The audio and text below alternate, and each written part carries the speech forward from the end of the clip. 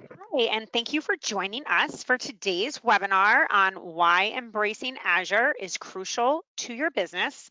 We're going to cover 5 aha moments, but before we get into that, let me cover a couple of housekeeping items for you. We estimate it'll run about 45 minutes. You likely have it on your calendar for an hour, but we love questions. So please feel free to submit those into the GoToWebinar interface, and I will be sure to ask them to Greg at the end. And then the webinar is being recorded, so all attendees will receive a copy of the recording as well as the slides post-webinar. We typically get those out about 24 hours after the event, so expect to see them hitting your inbox then. So next, I just wanted to quickly take a minute to tell you about DataPrize if you don't know who we are or you haven't worked with us. But I know we have a number of our own clients on this conversation, which is outstanding.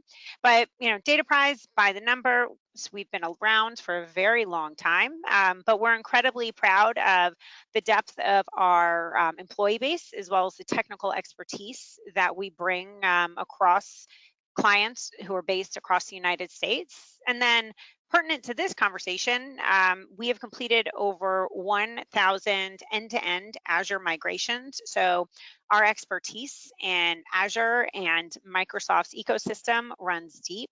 We're particularly proud to be one of Microsoft's nationally managed partners, which is an elite group of partners. So each one of these should give you confidence that we, or at least Greg, know what we are talking about.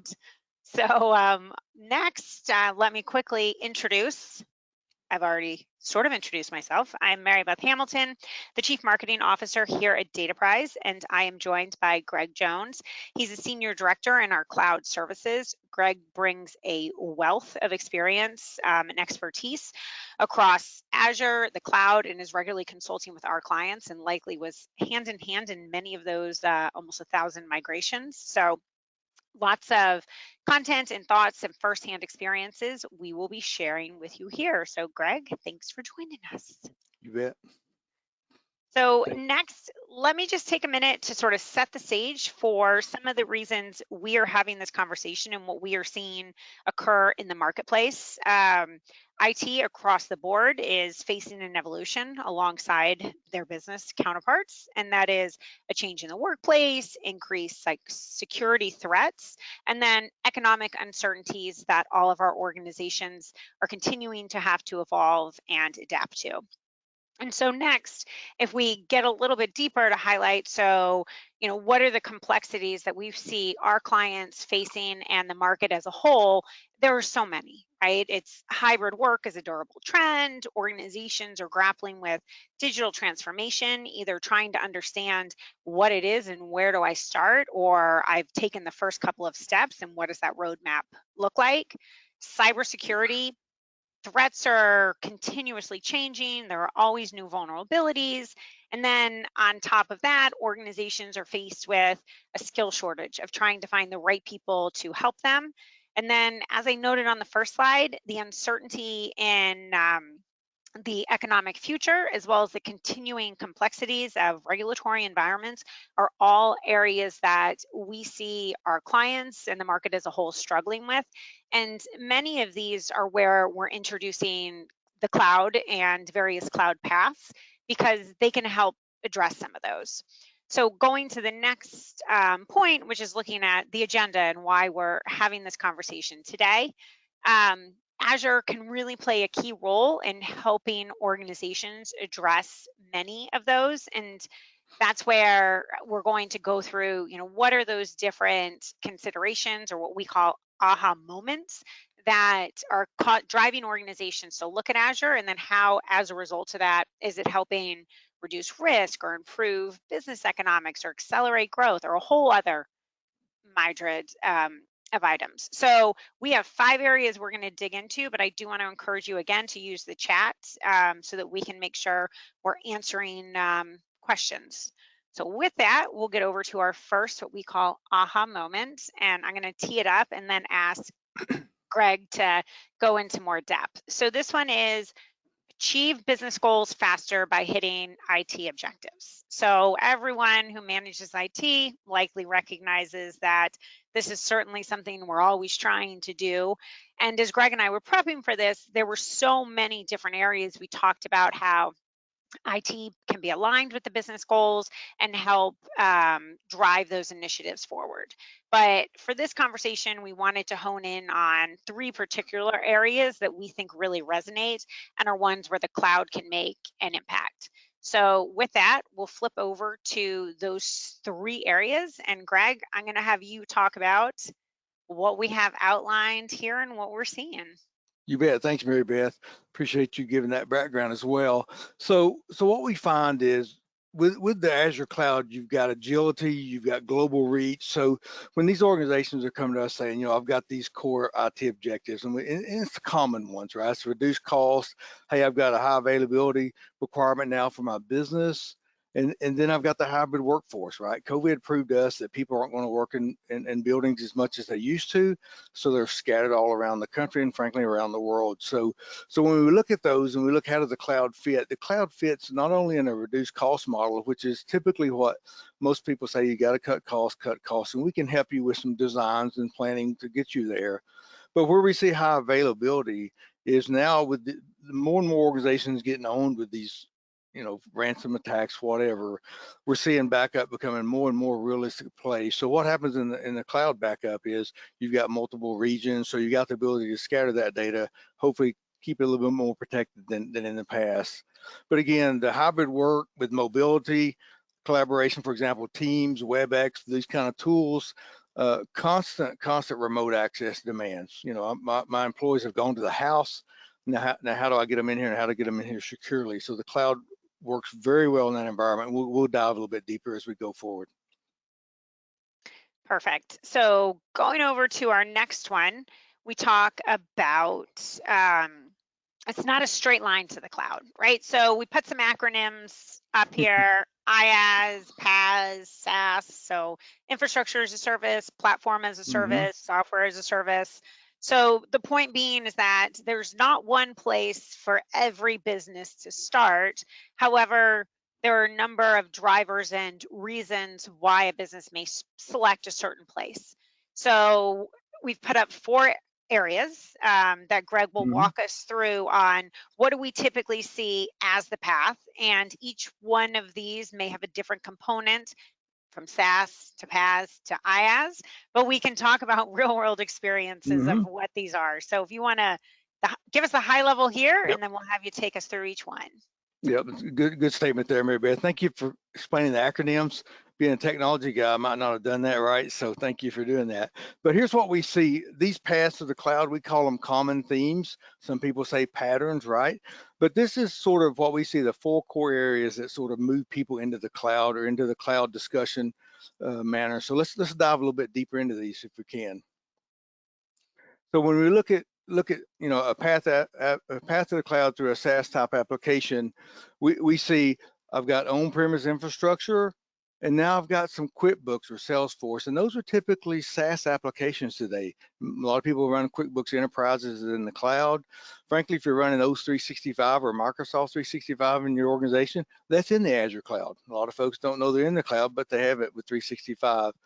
Sort of where we see people, I guess you could say, dipping their toes into the cloud is for cloud storage for backup. A lot of organizations have quit buying all this heavy, expensive gear into their own prem data centers, and they're saying, "I've got to be a better way." So we see lots of sort of first steps, maybe doing backup into the cloud. And frankly, over 6 years ago, it's how we started. We started putting people backup data into the Azure cloud. So that's a very reasonable way to get into the cloud. Let's talk about the next one. So hybrid cloud, and we got so much, you got hybrid cars, right? So what is a hybrid car? What is a hybrid cloud?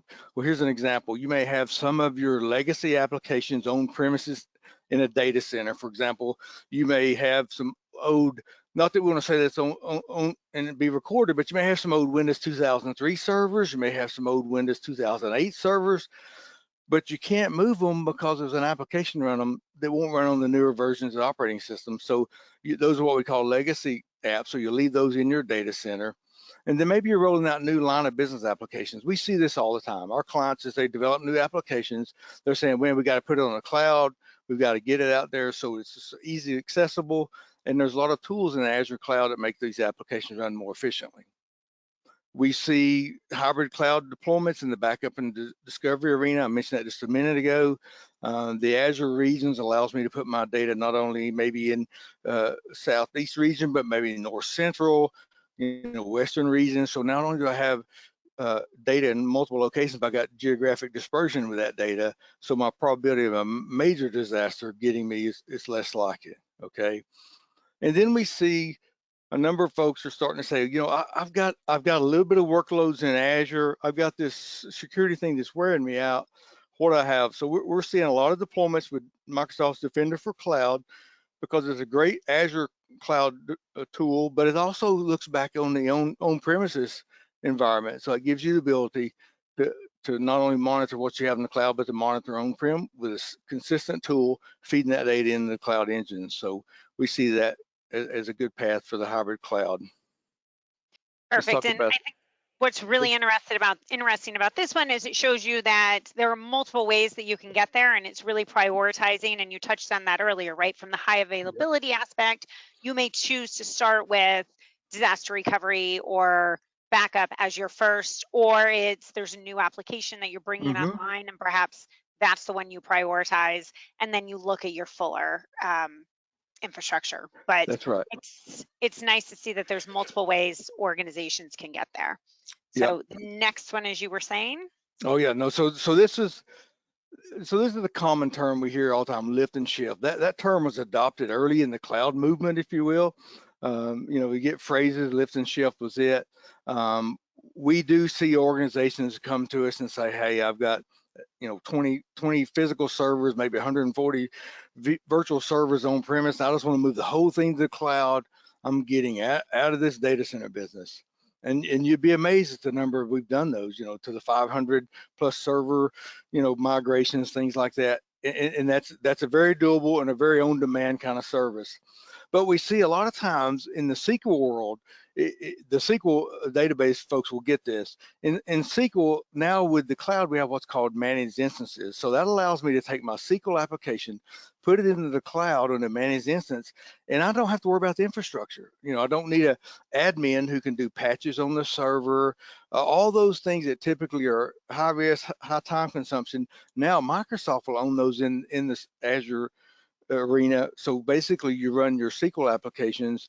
It's got high redundancy. They designed this with an N+1 server methodology, so it's always available, and it gives you the ability to do your SQL apps without having to worry about all the back-end infrastructure stuff. And we see that happening to a lot of what we call data-intensive companies. They're not IT people, but they're data intensive and lots of SQL. And then all of a sudden they're thinking, man, I got to hire an administrator just to keep up with all this stuff. This gets them out of that business. And so it's a reoccurring theme we're starting to hear now. How do we get to the web, or how do we get to Azure cloud with our SQL stuff? You hear all about web apps. Everybody's developing their apps. They're all sitting on the web. How do I get to the Azure cloud and do web apps? Now, the value of that in Azure is it gives what we call the on-demand scalability, right? So I may deploy that with maybe a couple servers serving the app, but if the demand rises, I can scale with that demand, and I can scale back down. So I don't have all that expense associated with infrastructure I would if I was doing that on-prem. So we see that, and we see performance optimization as a real value in getting your web apps into the Azure cloud. And the last one, when COVID started, we had a number of clients come to us and say, our people are going home, we're going to use terminal services, we're going to use, RDP, we're going to use it. We're like going, whoa, you're setting yourself up, and what we found in state agencies and federal agencies, that data has to stay within the confines of that agency. So we came back and said, all right, let's take a look at Azure Virtual Desktop. It gives me the ability to have a Win10 desktop with whatever device I'm using, I'm coming in, but the data stays within the boundaries of the agency. Okay, so now I got control of my data, and I'm more than that, I've got control of who has access to it, which passes muster with all the the security regs and things like that. So we've seen Azure Virtual Desktop, and the reason I put it in the lift and shift category, because their organization lifted their employees out of the buildings and sent them home. And then now they got to service them, right? And they got to service them within the state and federal statutes around data and data management. So that's been a big driver. And with that one on Azure Virtual Desktop, is the user experience once they're in there similar to what they 100%. traditionally? Okay, You get a full Win 10 desktop. You see life as you saw it when you sat in the building. excellent. Your data is All right, just a little bit more secure. that's right. And then our next one. All right, so as you know, everybody knows out here today, this really is a webinar in itself. Okay, so I'm going to keep myself from trying not to go down that road, but this security is a webinar in itself. In fact, it's more than a webinar, if you will. So, but let me highlight a few things. Okay, we talked a little bit earlier about Microsoft Defender for Cloud, and Microsoft Defender for Cloud, that product is continually assessing.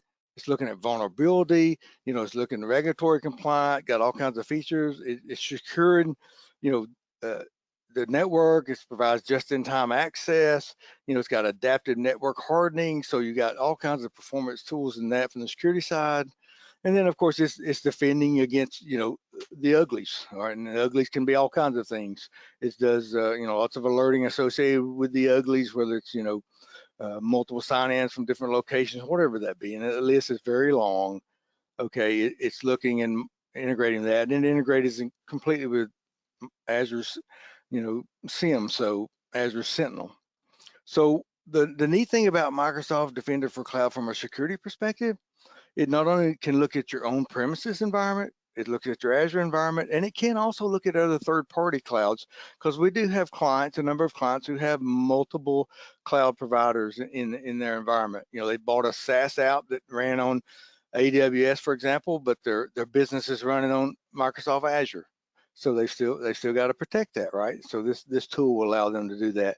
We're seeing a lot of acceptance for that. So with that, we go to our number 3 Okay. aha moment, which is shifting CapEx to OpEx and the impact on budgeting and total cost of ownership.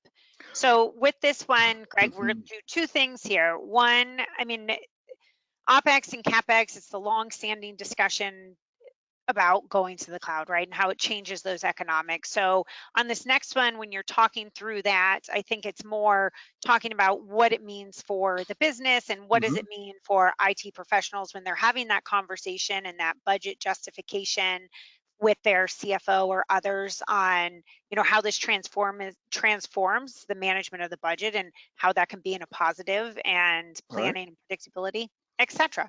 So I will now let you jump in here to see if what I said is accurate.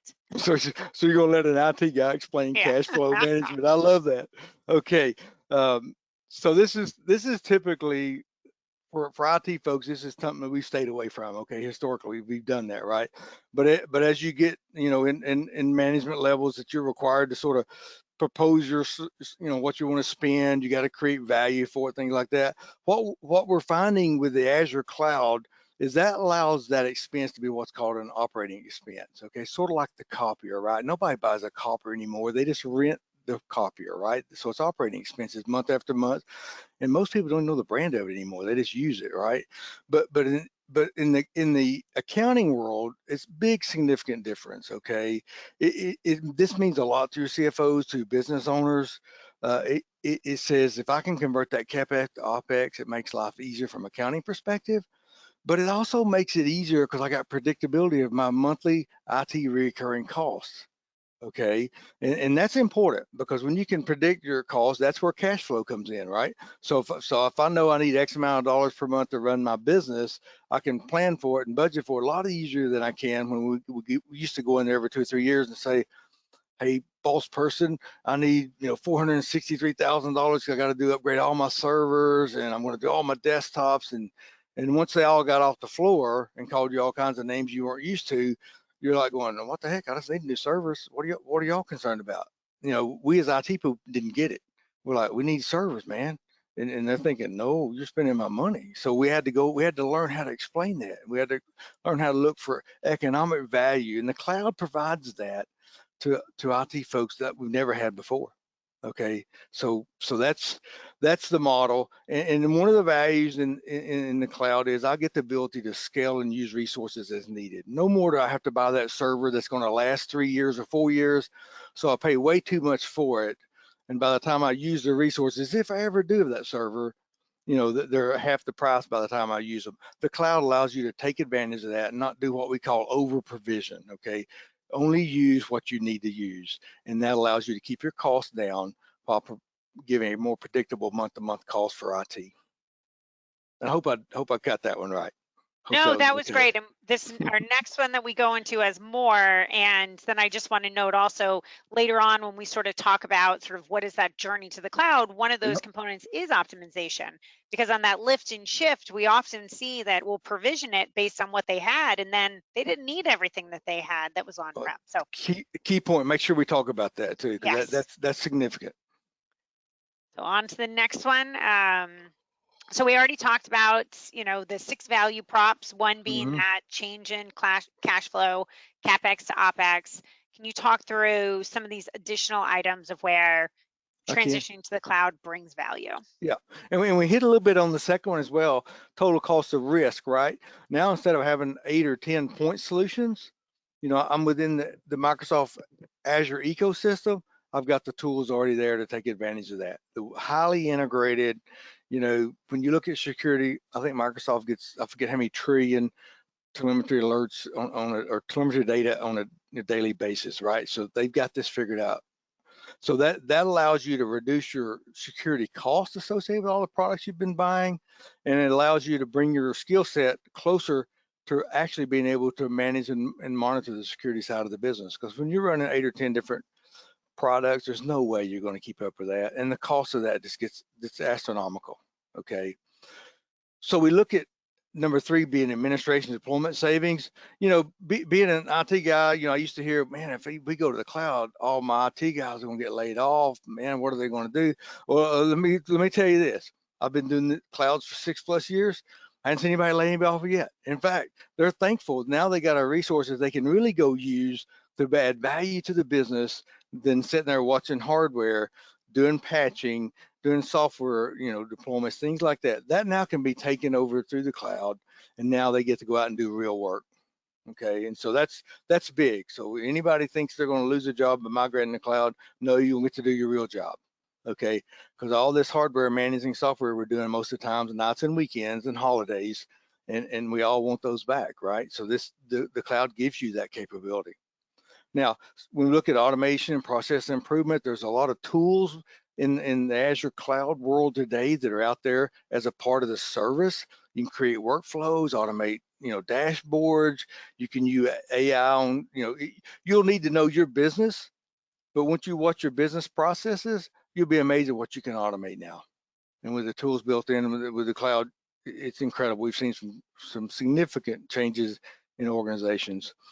Number 5, employee collaboration. We see that a lot with Microsoft Teams. That's an incredible tool. The video call, right? The Dick Tracy watch, the Apple Watch, right? And so all this stuff is really happening, and it's happening efficiently and effectively, and it's allowing us to take full advantage of the tools we had independently. So now we can collaborate with those tools online with multiple folks, and it's really, really powerful. Okay, now number 6, we all know this, especially if we've got multiple offices. I got travel expense because I got to fly down to Fort Lauderdale and handle an issue down there in the wiring closet because servers seem to be flaky. I got to fly to Michigan because I got a remote office up there with all kinds of equipment. The backup's not working. All those kind of things with the cloud, we can pretty much maybe not 100% eliminate, but we can take those down significantly. And those are some of the costs that nobody factors in a lot of times. And when we're talking to organizations, I'll say, how many offices you have? Well, we have 6 branch offices. Did you ever go there? Oh man, we're there once a month at least. We got these problems. So I'm saying, okay, that's $2,000. That's 2,000. All of a sudden the math's like, wow, we're going to get rid of all those costs that nobody even factored in. So keep an eye on those kind of things too. Those are powerful numbers that you're spending if you got a multi-branch type location. All right, and hopefully I didn't do too much accounting, but hopefully shed some thought processes on things you ought to put in your, your business case, if you will. Yeah, I think it makes as you go through because there are those likely, as you said, like hidden costs or unbudgeted costs that Hmm. as you're going through that either you haven't factored in or you can factor in to demonstrate Right. to make the business case and why this makes sense. Exactly. So, on to our next one. We have the breadth of the Azure portfolio. All right. So, this is one where I know our attendees are probably pros and know this, but Azure for so long has been used as sort of the infrastructure components and that general term, but there is so much in there.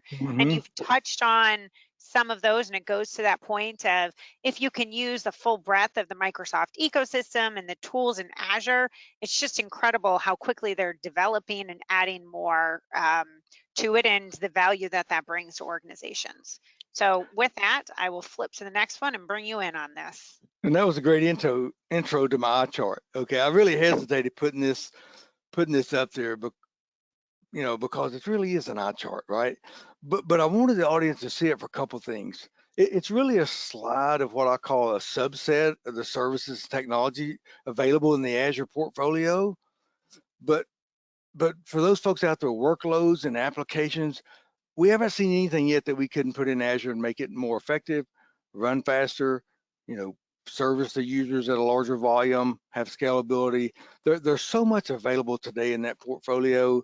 It's just, like I said, when you get the presentation, take some time to look through this because I mean I've got a chart that's easier and busier than this one, right? And I just couldn't show it because it's just too much. But this is a great thing to realize that the cloud has everything you need and it's constantly changing and improving.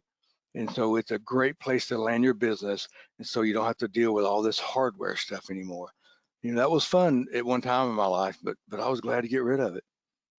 And then what stands out to me is sort of when you touched on the paths earlier, right? Hmm. As you look at this, you can find each one of those paths subsetted in here, and it Yep. really demonstrates that you can start with one and then work your way through utilizing the other components that are within the platform and tightly integrated.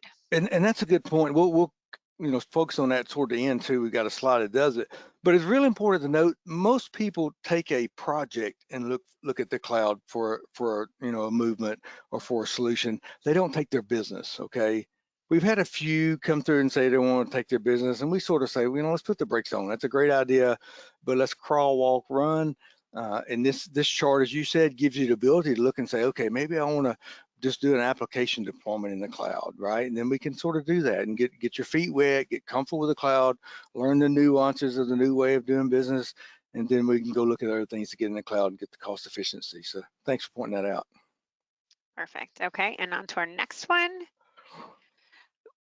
This So speaks to that point earlier, and I'll mhm. let you touch on it, right? That they just keep investing and investing. So I'll let you walk through this. No, this is great. It's you know, it, I think the Microsoft folks, if I heard our talk today, they would say, "Hey, we ought to buy you lunch. You guys did a great job for us." But reality is, they do a great job for us, right? They do a great job for our clients. They do a great job for business in the world. So it's really unique that they've got basically leadership in all the Gartner Magic Quadrants. Okay, and let's talk about a few of those. Access management. Okay, that's basically your identity. Okay, my identity when I sign on, that's access management. And if you look around in the industry today, and you'll see that basically identity is sort of the new firewall. Okay, so they no longer go to the hardened data center and try to knock on the firewall door. They figure out that doesn't work much anymore. But they're knocking on my door and your door by sending us stupid emails that look so legit, we almost want to click on them, right? And so, there's reports out there, and I'll throw a safe number out there so it's not offensive to anyone. But over 80% of the breaches today are identity based. Okay, and we as a company gotten involved in a number of these over the years, and guess what? It always rolls back majority of the time to some individual clicked on email unknowingly, right? Nobody was malicious in the click, but they did it. Okay, So let's talk about the section, cloud access security brokers, commonly called CASB. Okay, so what does that do? CASB gives you the ability to basically understand what services your users are accessing. A quick look into it and gives you ability to control that and things of that nature. Enterprise information archiving, basically the ability to archive company data based on conditions, right? And for like law firms, they have conditions how long they have to keep information. Federal regulated industries, they have conditions. HIPAA has conditions, right? So that gives you the ability to sort of turn these tools on and let the system archive your stuff instead of me as an individual trying to keep up with who has to be 7 years now, who was that 15 years, right? So reduces the risk and increases the flexibility, and it's automated. So I no longer have to have a resource out there trying to keep up with this. Now, endpoint protection, I probably wore that out a little bit. That's Microsoft's Defender for Cloud. Um, firm believer in the tool set. Unified endpoint management, that's a big buzzword out there today, but in our world, it's Microsoft Intune. Okay, it gives us the ability to manage these endpoint devices, whether they're mobile phones, they're iPads, laptops. We've got full control over those. So Microsoft's done a great job. Years ago, you didn't see them in the Magic Quadrant in a lot of these areas. In fact, they didn't even exist on the chart, and they've come a long way. And not only they want to sell services and software, but their mission is to protect America, protect the world, right? Protect our data. Let IT be a driver in a business, not a nightmare for a business. And if you don't take care of it, it becomes a nightmare real quick. Okay. Yeah. And the one other one, and I'm not sure where it is in the quadrant, but I know I've heard a lot about the innovation there, and we use it as well, is Azure Sentinel for Yep. SIM, and that they are just gaining speed on some of the traditional, one or two in that SIM Right. arena. And the investments and innovation that we've seen there in our business that we're able to utilize, and I know across the industry, is incredible. Yep. Yep. You're exactly right. Sentinel's a powerful tool, great data collector, and the tools built in, great analytics out of that. And we use it every day, 24 hours a day, data prize servicing our clients. You're exactly right. So now that we've hyped them up to give everyone confidence that Microsoft is a name that you can trust. I Our don't next one feel here. like I'm doing a commercial for them, right? Yeah, exactly. So where and when to start? We've touched on, some of the different components of this Hmm. earlier from, there are lots of different paths there, but let's go on to the next slide here and we can talk a little bit more specifically on what is going to be happening that makes someone say, okay, now I need to look at this path and figure out where I fit in that Azure Right. map. No, that's great. And so we get this question a lot. People call in and they say, when's the right time to make a move to the cloud? And so let's start item one, aging hardware. Well, sometimes people say, well, Greg, we just bought servers and they're only about a year old, year and a half old. I say that's a great time to start because let's plan for it, right? Because listen, a year from now, it's going to be on us before we know it. And so let's go ahead and start planning for that, right? You have software maintenance expiration, those are drivers. Or maybe you come in and let's say you releasing or adding a new business application, for example, you need a platform upgrade, right? That new application you're fixing to load on this will not run with your current infrastructure. So that's a great time we see people making the platform move to the Azure cloud. We see it in expanding businesses. Lots of merger and acquisitions going on, right? In the last several years. In fact, I'd say last month we probably serviced 6 or 7 M&A situations, maybe more than that. I haven't looked at the total work list of what all we did last month, but I know of 6 or 7 where they were buying businesses or they got bought by a business and they had to, integrate their program, had to get consistent across all office locations. You got relocations, you got moves, and a lot of times the move has been to the house. You were seeing a lot of organizations that are hiring, and you talk to them, they say, well, we just hired this guy in Cheyenne, Wyoming. Thinking, what? Your headquarters in Atlanta, Georgia, your business is the Southeast. Well, what are you doing a guy out there? Well, he just needs access to the internet. You've already set it up. As long as he has the internet, he's like he's here with us. I said, well, you got a good point. So we're seeing a lot of that driving the cloud movement, right? And then we're seeing disaster recovery. Disaster recovery, in my opinion, in IT has gone in cycles. It's hot, then it's cold. It's gotten real hot in the last 3 or 4 years for two reasons. Number one, so many people are getting compromised. They're getting owned by these, you know, bad guys or bad characters, all right?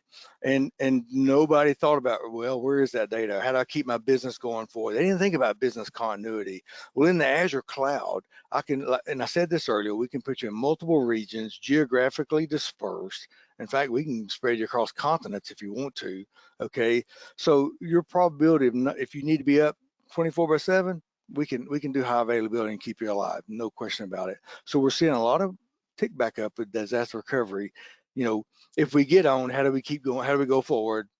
And how do we, hopefully we don't get owned, right? But we see a lot of folks saying, I got to prepare for the worst. Hope it never happens, but I got to prepare for it. Good disaster recovery is a great way to do that. And we see all that being done in the cloud today. Nobody's buying these $1 million, or let me rephrase that.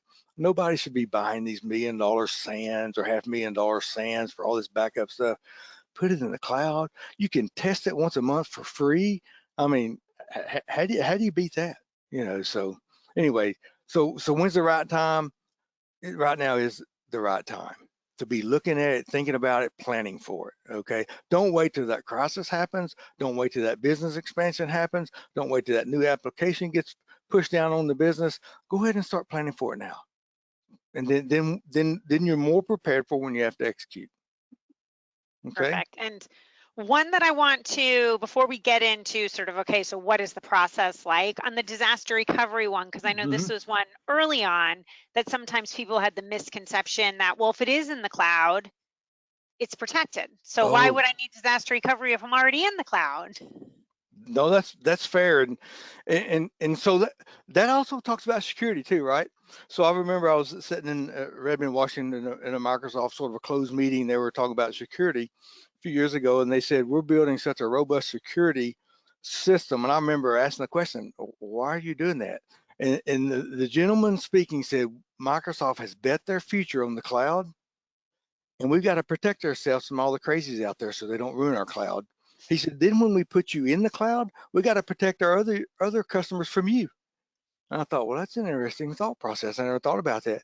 Then a few years later, they started marketing that to the public because they realized how good it was. Okay, disaster recovery is sort of the same model, right? You've got to plan for that, but more importantly, you got to test it. And in the Azure cloud, you can test it for free. And so that's great. I remember when I worked for the federal government, we used to spend probably $30,000 twice a year testing our disaster recovery, and now we can do it once a month. So It's evolved, and to your point, that it is back in the spotlight because people yeah. recognize how important it's no longer just weather Hmm. type of disasters. It's those ransomware and other type of bad actor threats that are Right. making disaster recovery so important as part of a business resiliency strategy. Hmm. So now let's talk about what the process is for getting to the cloud. Um, So this is going to be a busy one, but it's important to sort of walk through it. So the question is, where do you start? Okay. Uh, So I'm gonna do a commercial for a second. At Data Prize, you said this earlier. And I think I've even said we've been doing Azure Cloud for over 6 years, right? In fact, maybe 7 years now. Thousands of cloud deployments.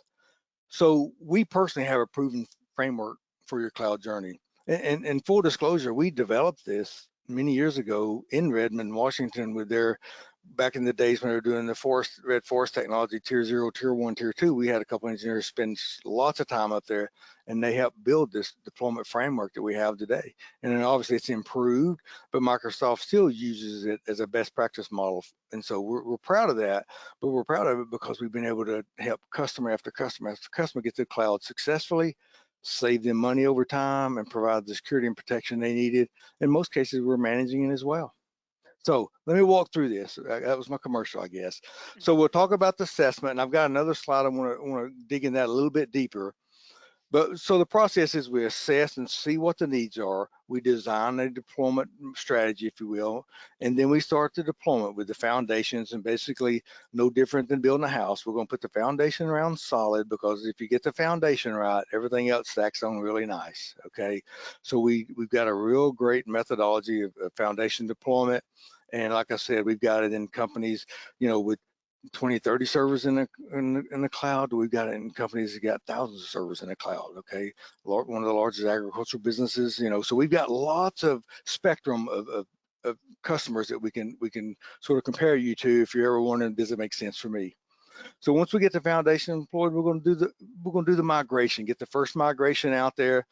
And this block 4 is very important, optimization, because a lot of our customers, and you know this, is they come in and say, well, I've got this monster server over here in my on-prem, so I want that monster server to look alike in the cloud. And so we try to talk them out of it, show them all kinds of statistics how they don't need it. 70, 80% of the time, we still put it up there for them, right? And then we come back somewhere between 90 to 180 days later, when everything settles down, we start optimizing and we start coming back and say, look, we can roll this down to 3 levels less of a server, save you this much money a month. Let's optimize your business. We even can go in and look at utilization of servers. Maybe I'm an 8 to 5 business. Well, why don't I turn that server off at 6:30 and turn it back on at 7 o'clock the next morning, so I don't pay for overnight, right? There's all kinds of tools and capabilities we have to optimize this. Maybe you've got a huge VPN and we look at the system, you don't need that. We can throttle that back down. There's all kinds of ways we'll create savings. And that's an ongoing process, right? Because we're constantly, if we manage you, we're constantly looking at your business, at your Azure network, and we produce an optimization report once a month. So, hey, here's some additional savings we can bring to the customer. And we're going to have a case study pretty soon where we say multiple 6 figures in an organization by doing this for them. So it's a really a cool thing I get excited about, right? I love getting in the cloud, but I love proving to you it's a great decision, and optimization is a great way to do that. Okay, we're going to talk about secured and protected, talking about cloud monitoring, and then the last component is something we typically get involved in, not 100% of the time, but a large percentage of the time, where the organization, once they get in the cloud, they say, well, we don't really need our admin on premise anymore. I really need this guy to do this, this, and this for the business. Can y'all just manage that too? Because the economics for us to manage is a whole lot cheaper. And that resource that's sitting there used to deal with all the blinky lights. We don't have blinky lights anymore, right? Although a couple of customers, I did send them a little blinky light thing because they said they missed them. But anyway, they don't have them. So now they can go out and do real IT work instead of just doing admin work. And we manage those for those folks. Okay. So this is how we start. Did I overdo it? No, you didn't. I think it's important for everyone to understand that assessment component, right, can really shine light on Yes. what type of savings or optimization, what is it going to look like for your business, and then we build it out with a proven framework. Mm-hmm. Then you migrate there. I know one question you had gotten when we were talking to someone before is, the sandbox versus the production, and Mm-hmm. us building for that before. So that level of, right, we're testing it all. There's a proven process, right? We don't just Yes. throw you into production and see if it Right. works. Exactly. And we got lots of customers that are reference for us if we need to. So yeah, no worries there. Yep. Thank you. Perfect. And on to our next one. Okay. This was where the fun begins, in my opinion. Okay, because now you sort of heard this cloud thing. You're a little antsy about it. I don't know. Should I? Shouldn't I? Well, I tell people all the time, reach out to us at Data Prize and let us get started with a systems assessment. Let us just get an inventory of what you have. We can sort of formulate what that cost is, on-prem that you have today. We pull metrics in. It says 55. I think there's probably 60 plus now that we're pulling metrics in. We have all kinds of tools that we built, proprietary software where we built optimization models. And we can also say some of these servers aren't cloud qualifiable, right? You've got a legacy application running in 2003, or maybe you've got an old AS400 or a Series 1 or whatever they're calling them now in there running a unique application. Well, that's probably going to stay there, all right? Might not carry that to the cloud, but I guarantee the next version you deploy will sit in the cloud, right? So let's take an assessment. I tell people all the time, just give us a call, Data Prize. Let's talk about your cloud journey. Let's understand a little bit about what you have on your premise. And if it makes sense, we'll jump in and do a big assessment for you. And, no commitment, right? Just because you do an assessment don't mean you're going to force you to the cloud. And we have sort of a crawl, walk, run mentality in the business. So we may say, man, you're very much qualified. here's 4 areas that are probably unique. Let's pick one of those and let's do a crawl scenario and let's try that one and see how it goes. And then we'll start walking a little faster and then we'll end up running. Okay. So that's, if I'm going to do a commercial, I guess that's where it is. Being a technical guy, I'm not really good at commercials, but here's the deal. If you don't do an assessment, then I think you're setting yourself up for high risk. Okay. Because you're sort of walking into the cloud, not really knowing what makes sense. And we know that from experience. We've been doing it a long time. We still get calls to come in and clean things up occasionally, and we don't like those calls because it could have been a whole lot more structured, orderly process and successful process than the nightmare that somebody experienced, right? So give us a call and let us figure out how we can help you take a look at what might make sense for you. Is that a fair statement? That is a fair statement. Okay. And, it's the foundation, right, for building what is the plan, what is the path, and is now the right time or not the right time. So you at Right. least know what you're working with, because it's at some point you're going to have to be making this type of evaluation and considering it. Mm-hmm. And this is where you start. So, Yep. um, thank you for the plug for that, but it's not even that it's overly pluggy, right? Because you come away with a lot of great information. It's that starting point that That's for right. the 1,000+ deployments that we've done, where we Yep. started. So That's right.